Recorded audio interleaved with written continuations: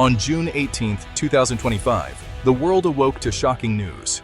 Israel had launched a massive military operation against Iran.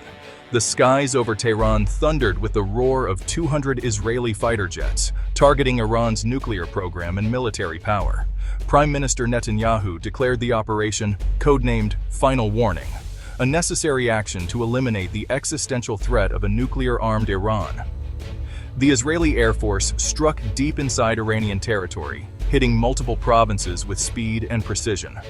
Explosions and fires erupted across Tehran, marking a dramatic escalation from years of shadow conflict to open war.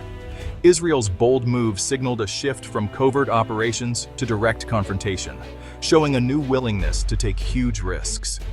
Leaders in Jerusalem decided waiting was no longer an option. The threat from Iran had grown too large, too quickly. Despite the risk of a wider war, Israel prioritized its own security, even at the cost of international criticism. The scale of the attack, 200 jets, was a message to Iran and the world. Israel would do whatever it takes to defend itself. The operation was a high-stakes gamble, with the potential to either secure Israel's future or plunge the Middle East into chaos. The immediate effects were clear. Iran's military and nuclear infrastructure suffered heavy blows. But as the sun rose over a changed region, the long-term consequences remained dangerously uncertain. The world watched, knowing the balance of power in the Middle East had shifted overnight. The question now, what would Iran do next? Iran's response was swift and fierce. Within hours, waves of missiles and drones targeted Israeli cities, lighting up the night sky as air defenses scrambled to intercept them. Some Iranian missiles broke through, causing casualties and damage, bringing the war directly to Israeli soil.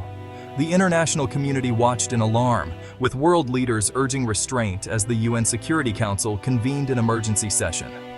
Arab nations, while wary of Iran, publicly condemned Israel's attack, leaving Israel more isolated. The fear of a wider regional war became real, as neighboring countries like Jordan and Saudi Arabia faced threats to their own security. Iran's leadership, though shaken by the loss of senior commanders, vowed severe retaliation. Analysts debated whether Iran would strike back immediately or wait for a more strategic moment. The region held its breath, caught between two powerful enemies willing to attack each other's homelands. The precedent was set. Direct strikes were now on the table for both sides. The tremors from Tehran's strikes rippled far beyond Iran's borders, destabilizing the entire region. Any misstep could trigger a catastrophe. The Middle East was now on a knife's edge. Israel's strategy was surgical: eliminate Iran's top military leaders and nuclear scientists. The strikes killed figures like Major General Mohammad Bagheri and nuclear scientist Faridun Abbasi, aiming to cripple Iran's command and research. Key physical targets included the Natanz enrichment facility, missile factories, and drone command centers. Israel's goal set back Iran's nuclear ambitions by years and disrupt its military chain of command. Many facilities were hardened underground, so some parts of Iran's program likely survived. The loss of experienced leaders and scientists was a major blow, but Iran's ability to recover remained uncertain. Israel's intelligence and precision were clear, but civilian casualties in crowded cities were inevitable. The world watched to see if this sharp blow would force Iran to rethink its goals or double down. The true impact of these strikes would only become clear over time.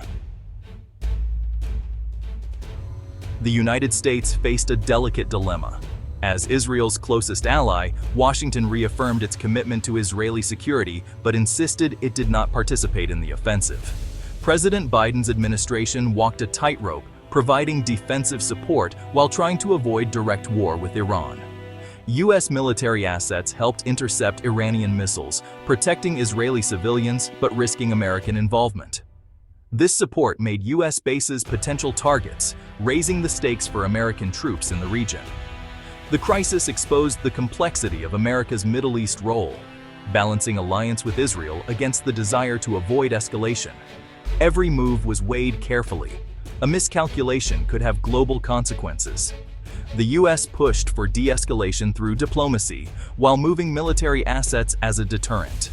The message: America would defend its allies, but did not seek war. Whether the US could stay on the sidelines depended on Israel and Iran's next moves. If the conflict escalated, American involvement seemed increasingly likely, Washington's nightmare scenario being dragged into another Middle East war. The world watched as the US tried to contain a crisis spiraling out of control. The stakes had never been higher for American foreign policy. Israel's attack marked a fundamental shift in its security doctrine. For decades, Israel relied on ambiguity and limited strikes, often through proxies. Now, it had launched a direct, massive assault on Iran's heart. The Hamas attack of October 2023 was a turning point, convincing Israeli leaders that containment was no longer enough. The new strategy: preemptive, decisive action to stop Iran's nuclear ambitions before they became unstoppable. The goal was not just to delay, but to end Iran's program for good. This bold approach carried enormous risks, potential for a long, bloody war and diplomatic isolation. Yet Israeli leaders calculated that inaction was even riskier. The Netanyahu doctrine had reached its final form: proactive defense, striking threats before they mature. If successful, Israel could secure its future. If not, the region could face unprecedented destruction. The attack on Tehran was the ultimate test of this high-risk, high-reward strategy. The world waited to see if Israel's gamble would pay off. The long-term impact of Israel's strike is deeply uncertain.